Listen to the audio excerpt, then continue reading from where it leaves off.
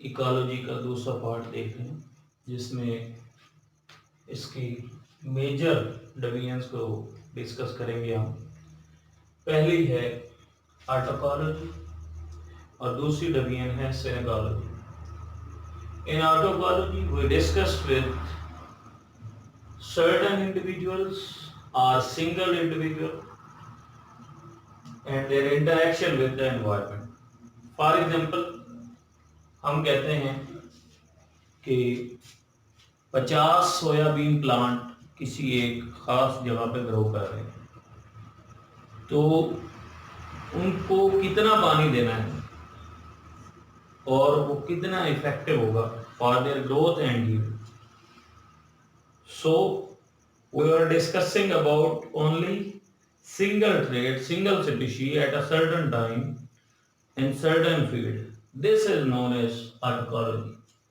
While we are discussing with synecology, here is the different case. We relate different species or different individuals with their environment and then study them. This is known as synecology. तो आम से लफ्जों में यानी कि जब हम किसी एक खास ग्रुप का मुतालिया करेंगे तो वो ऑटोकॉलॉजी है, और उसी खास ग्रुप के साथ कुछ और ग्रुप भी ऐड कर लिए जाएं और फिर उनका आपस में ताल्लुक या माहौल के साथ ताल्लुक को स्टडी किया जाए तो वो है synecology. Then synecology include some points. For example, synecology में हम देखेंगे कि डिफरेंट ओरिजिन्स क्या हैं स्पीशीज के, उनकी हिस्ट्री क्या है, डिफरेंट एराज में उनका आपस में क्या इंटरेक्शन रहा है, जो कि हम ऑटोकॉलॉजी में नहीं देखते. So in broader term I will say that autecology includes shorter version of ecology and broader term is synecology, which includes maximum and different species. Then comes a short concept about biosphere. Biosphere क्या है? जमीन का वो हिस्सा जहां पर living organism रहते हैं वो बायोस्फीयर कहलाता है. A thin layer of earth in which different living organisms are existed. तो थिन लेयर क्यों कहा गया? आप लोग जानते हैं 10 से 12 किलोमीटर ही एक ऐसी लेयर है जमीन के बाहर जहां पर लिविंग ऑर्गेनिज्म रहते हैं. उसके बाद फिर डिफरेंट लेयर स्टार्ट हो जाती है, mesosphere, stratosphere, thermosphere, ozone layer, और फिर इसी तरह से गैलेक्सी और वो सारी चीजें. तो बायोस्फीयर एक छोटा सा लाइफ स्पैन, छोटा सा ट्रेवल है अर्थ से ऊपर 12 किलोमीटर तक. उसमें जितने भी लिविंग ऑर्गेनिज्म हैं वो कहलाते हैं बायोस्फीयर. लास्ट टॉपिक में हमने पढ़ा था इकोसिस्टम. जो लिविंग पोर्शन और नॉन लिविंग जब मिल जाते हैं तो वो इकोसिस्टम कहलाता है. लेकिन अगर आप सिर्फ पूरी दुनिया में सिर्फ जिंदा जानदारों को, बायोटिक कंपोनेंट को देख रहे हैं तो वो कहलाएगा biosphere. Then biosphere can be divided into two broader terms, habitat and niche. Habitat is a somewhat where organisms are living. So habitat can be defined that a place where organism is living, currently living, is known as habitat. Urdu में आप इसे मस्कन कह सकते हैं. निशी क्या है? निशी को अगर मैं सिर्फ एक लफ्ज में डिफाइन करूं तो इसका मतलब है रोल. ठीक है, role, profession of an organism. Then it includes certain points like किसी भी स्पीशीज की फीडिंग हैबिट क्या है. जैसा आपने नॉकटर्नल हैबिट के बारे में पढ़ा था कि कुछ जानवर रात को निकलते हैं, अपना खाना खाते हैं, घूमते फिरते हैं और दिन को फिर बिल में चले जाते हैं. तो उनकी खास हैबिट. तो निशी में हमने रोल देखना है, उनकी फीडिंग हैबिट क्या है. फंजाई क्या है? अब्जॉर्प्टिव हेटरोट्रॉफ है. लिविंग ऑर्गेनिज्म ऐसे नहीं है, हम हेटरोट्रॉफ हैं लेकिन अब्जॉर्प्टिव नहीं है. इंजेस्टिव हैं, डाइजेस्टिव हैं. तो उसके बाद रोल ऑफ स्पीशीज. तो मैंने पहले ही बताया कि निशी का मतलब ही रोल है, role of species. Then comes the behaviour.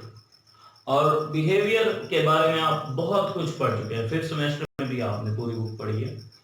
Behaviour क्या है? Attitude towards some point, some issue, किसी खास इशू की तरफ जो आपकी एटीट्यूड है वो आपका बिहेवियर है। तो ये बिहेवियर भी निशी में आता है। इंटरेक्शन, दूसरे स्पीशीज के साथ, जो खास स्पीशीज आप स्टडी कर रहे हैं उसका क्या इंटरेक्शन हो सकता है, ये भी निशी कहलाता है।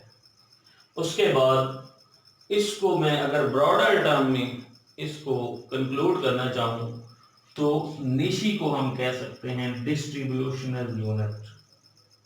डिस्ट्रीब्यूशनल यूनिट, फॉर एग्जांपल मैं कहता हूं पैरासाइटिज्म। अब पैरासाइटिज्म में सिर्फ वही जानवर आएंगे जो अपनी खुराक पैरासाइट के तौर पे हासिल करते हैं। अब इसमें कमेंसलिज्म, म्यूचुअलिज्म को रखेंगे तो वो बात गलत हो जाएगी। तो ये वही बात मैं कर रहा था यहाँ पे कि निशी की बेस पे आप ग्रुपिंग करते हैं, तो फिर बात वहीं पे आ गई। Niche is known as distributional unit. Then next question is application of ecology. Application of ecology has certain its application, but we will limit only which were given in your syllabus. First one is agriculture. What is agriculture? Agriculture deals with the farming of animals and crops at a farm. Rearing of animals and farming of crops at your farm is known as agriculture. अब agriculture क्या है? ये mainly food से related है। Food, then fiber, then irrigation, water। तो आप जानते हैं कि जिंदगी की तीन ही बड़ी जरूरियात हैं, रोटी, कपड़ा, मकान, और वो तीनों इसी से ही आती हैं, डायरेक्ट एग्रीकल्चर से। तो इसलिए एग्रीकल्चर को स्टडी करने के लिए इकोलॉजी का होना जरूरी है। क्यों भाई? फॉर एग्जांपल मैं कहता हूं वेदर कंडीशंस, बारिश कब आनी है, तो इसको देखते हुए किसान जो है वो प्रिडिक्ट कर लेते हैं कि मैंने अगर बारिश आनी है तो पानी क्यों लगाना। इसी तरह से इकोलॉजिकल पैरामीटर में उसे टेम्परेचर का पता चल जाता है। फॉर एग्जांपल वीट सोइंग होती थी नवंबर 15 को, लेकिन अब टेम्परेचर चेंज हो गए हैं तो उसकी भी चेंजिंग होगी। तो agriculture is directly, not indirectly, directly depending upon the ecological conditions. So we will say that agriculture is directly related to the ecology. Then comes the second point, forestry. In forestry we will discuss about deforestation, reforestation and afforestation. First of all we will discuss about forestry. What is forestry? Growing of forest or study of forest which are previously existing in the world is known as forestry. अब forestry में बहुत सारी university जो हैं वो degree करवा रही हैं हमें, ठीक है। तो उसके साथ साथ हमें ये भी बताया जा रहा है कि जंगलात के नुकसान क्या हैं और फायदे क्या हैं। सबसे पहले ये टर्म मैं डिफॉरेस्टेशन डिस्कस करूंगा। Cutting down of trees for the sake of lumber, for the sake of timber, and then for furniture, building material, and many more things you can say for fuel is known as deforestation. जंगलात का कटाव, which has many devastating results on and human impacts on human. So deforestation is not good, but it can be good. But it can be good by reforestation. तो जंगलात का कटाव हो रहा है, कोई मसला नहीं, जो कि इंटरनेशनल रूल है। अगर आप एक प्लांट कट कर रहे हैं तो उससे पहले 2 पौधे लगा दें, फिर उसको आप कट कर लें, इतनी देर में वो बड़े हो जाएंगे। 1 साल में पौधा बड़ा हो जाएगा, फिर पहले वाला आप कट कर लें। तो डिफॉरेस्टेशन के साथ रिफॉरेस्टेशन का ताल्लुक अगर हम रख लेंगे तो इकोलॉजिकल बैलेंस मेंटेन रहेगा। Otherwise it will be devastating and will have bad impacts on human being. Then comes afforestation. तो अगर किसी मुल्क में, जैसे कि पाकिस्तान में कहा जाता है कि किसी कंट्री में अगर 25% फॉरेस्ट हो तो वो सबसे बेस्ट माना जाता है, उसकी इकोलॉजिकल कंडीशन और वेदर कंडीशन बेस्ट होती है। लेकिन हमारे पास 5% फॉरेस्ट्री थी, फॉरेस्ट जिसको रिड्यूस करके अब 3.5 पर ले आया गया, तो मजीद ये कम होता जा रहा है। तो इसका बेहतर हल यही है कि जो आदमी, जो शख्स, जो कौम कहीं भी पौधे लगा सकती है वो मजीद पौधे लगाए और कोशिश करें कि जंगल के जंगल उगाए जाएं। अब इस टर्म को क्या कहेंगे? Growing of plants where no previously existing forest, this is known as afforestation.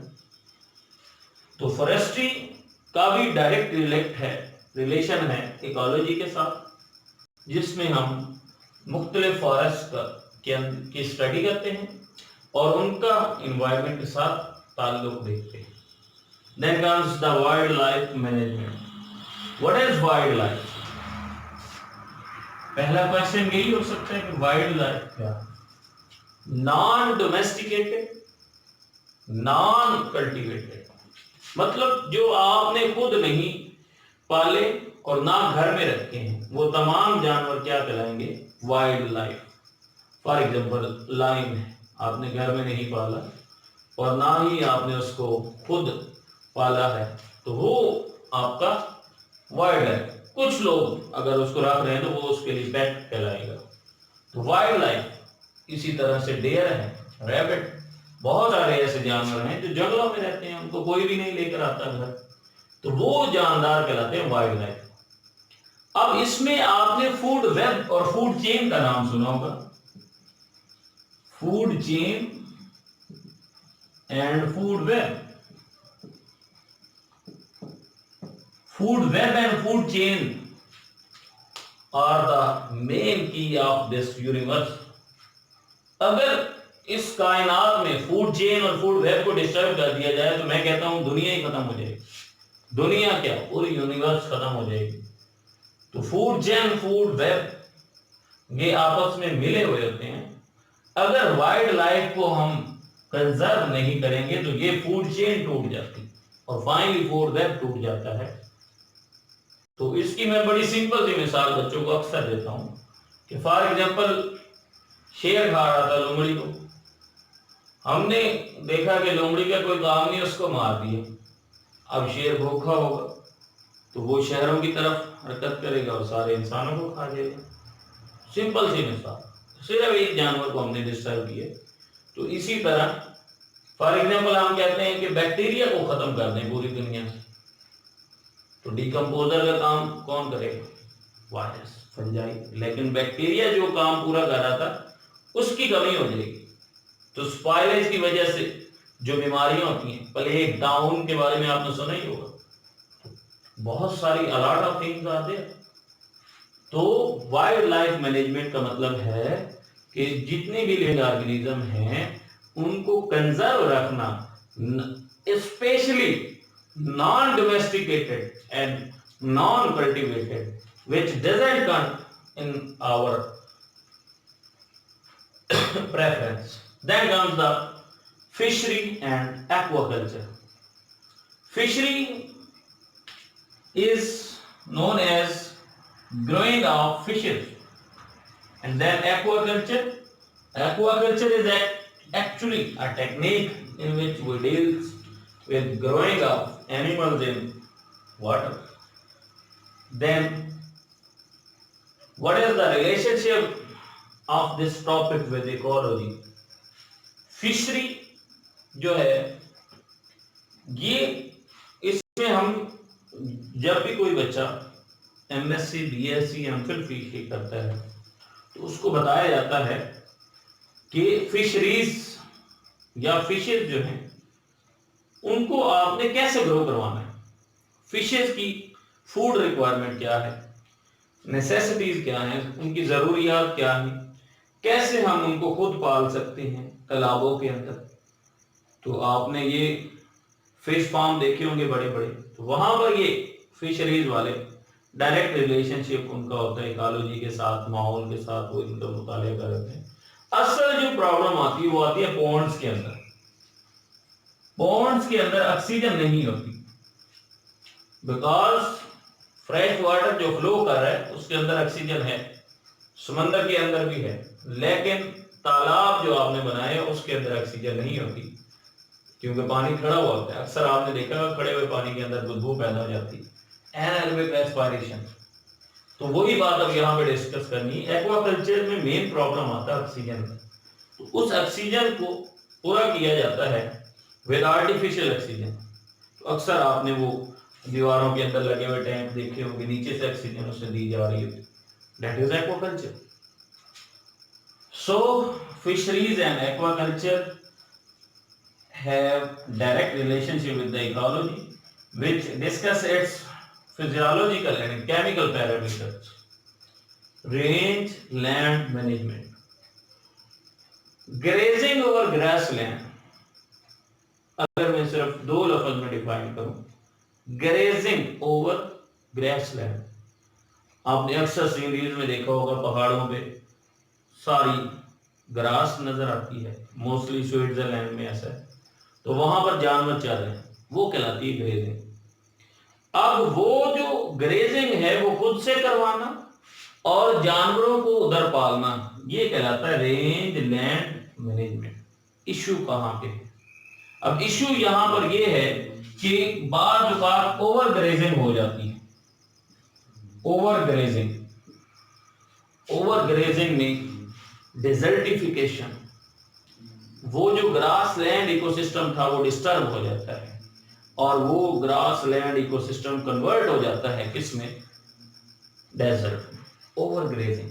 तो यहाँ पर इकोलॉजिस्ट कोशिश करते हैं कि जो ग्रास लैंड एरियाज हैं उनको कंजर्व किया जाए, उनकी सॉइल को कंजर्व किया जाए, ताकि वो वाटर लॉगिंग, सॉइल एरोजन और एयर पोल्यूशन जैसे खतरात के साथ मुंसलिक ना हो जाए, और जो वहां पर जानवर ग्रेजिंग कर रहे थे उनके लिए कोई मसला ना बने।